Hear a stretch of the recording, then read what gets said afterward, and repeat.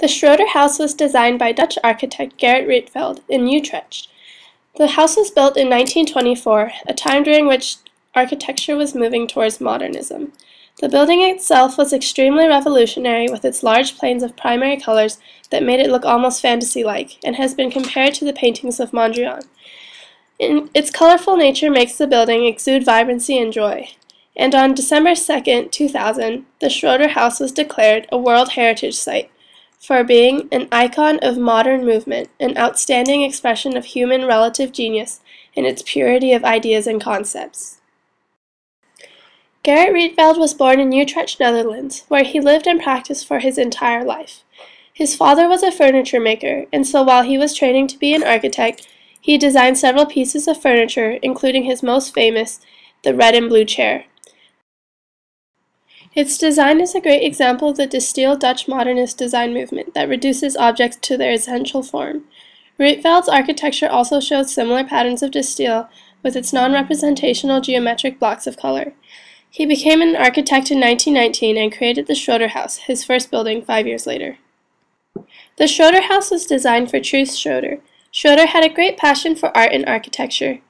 Rietveld was the one person that Schroder really enjoyed having conversations about modern art with, and the two actually had a love affair. After working together on designing a study for her house, Schroder became confident that Rietveld could create a house that was revolutionarily artistic while still being conducive to her lifestyle as well. The structure of the house is a mix of traditional and modern. It is 21 by 30 feet and contains 2 floors. The bottom floor has a small bathroom, maid's room, library, studio, and a kitchen. The top floor has the bedrooms, living room, dining room, and 3 balconies.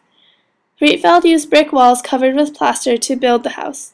The floors, roof structure, and window frames were created with wood. Concrete pillars and concrete beams were used to support the house and balconies. The materials used were all relatively traditional methods to keep costs low, and because Rietveld believed that building techniques were not important as long as the design ideas were understood. The facade of the house is artistically compositional with asymmetrical vertical and horizontal elements. Color was extremely important in this project, with primary colors used to accentuate the composition. One of the most important things Schroder needed was for the house to be suitable for her and her 3 children. She wanted the house to promote familial closeness and appreciation of art. These ideas were what began many of the unique aspects of the house. While the first story of the house contains traditional walls to define rooms, the second story holds the private rooms in a large open space with thin sliding panels. The openness of the house created an environment in which Schroder could be closer to her children. This small house paved the way for a modernist movement in architecture with its revolutionary designs and functions. With both an architect and a client with a vision, the Schroder House could break norms and celebrate originality and liveliness.